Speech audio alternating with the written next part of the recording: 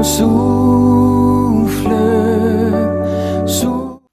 Chers frères et sœurs en Christ, bonjour. Bienvenue dans cette 56e édition de l'Instant biblique, le programme de l'Église protestante unie de la Somme. Je suis Derek.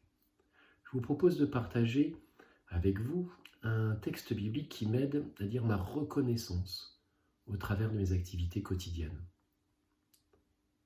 Le texte que j'ai choisi se trouve dans l'Épître de Jacques, chapitre 2, des versets 20 à 26, tels que nous les retrouvons dans la Nouvelle Bible seconde. Je vous lis ce texte. Veux-tu donc savoir, tête creuse, que la foi sans les œuvres est stérile ?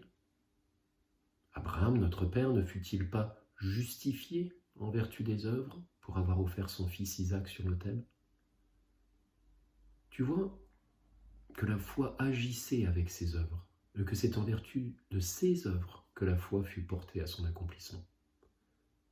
C'est ainsi que fut accomplie l'Écriture qui dit « Abraham crut Dieu, et cela fut compté comme justice, et il fut appelé ami de Dieu. » Vous le voyez, c'est en vertu des œuvres que l'être humain est justifié, et non pas seulement en vertu d'une foi. Rahab, la prostituée, ne fut-elle pas également justifiée en vertu des œuvres pour avoir accueilli les messagers et les avoir envoyés par un autre chemin ?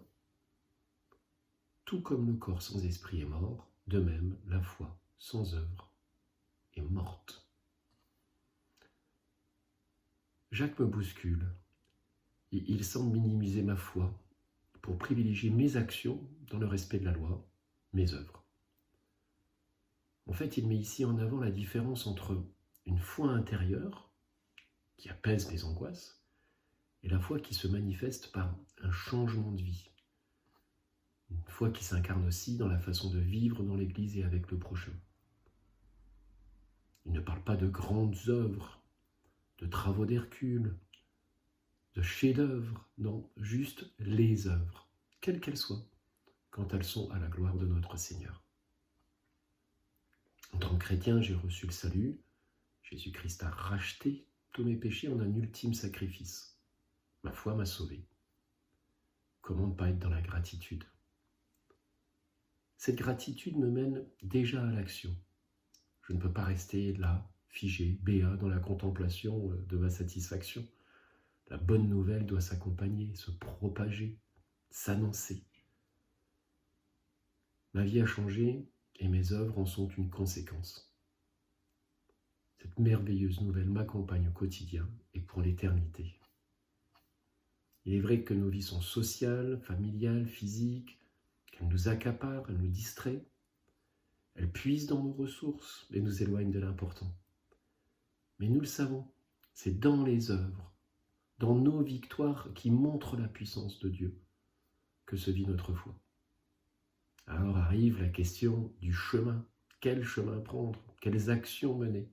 Comment utiliser efficacement le temps qui nous est donné de vivre sur cette terre ? Nous avons une réponse, notre paroisse. C'est un merveilleux endroit pour accueillir nos œuvres. Nous y retrouvons avec la certitude d'œuvrer pour notre Seigneur. Il y a peu d'endroits où nous pouvons avoir cette certitude. Autant saisir cette chance et la vivre pleinement. C'est la raison pour laquelle nos conseillers presbytéraux se sont engagés sur ce chemin. Ils savent que leurs actions, leur temps, sont au service de nos paroissiens et à la gloire de notre Seigneur. Alors vivre dans la gratitude, pouvoir dire sa reconnaissance, œuvrer pour le plan de Dieu avec des frères et des sœurs en Christ en soutien, quoi de mieux sur cette terre ? Notre paroisse a besoin de vous. Notre Seigneur a besoin de vos œuvres. Dites votre reconnaissance à travers vos activités. Soyez bénis. Je vous propose une prière.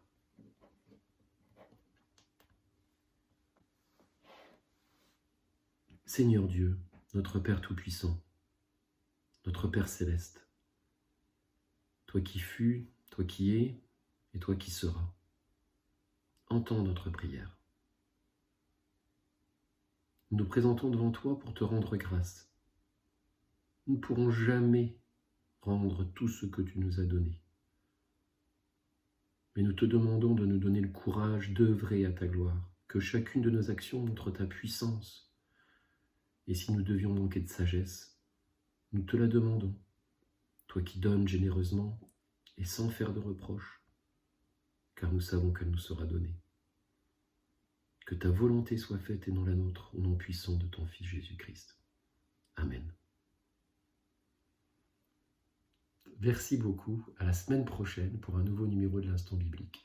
Avant de nous quitter, je vous propose de chanter ensemble le 44-12 dans Alléluia, te ressembler Jésus, le 44-12.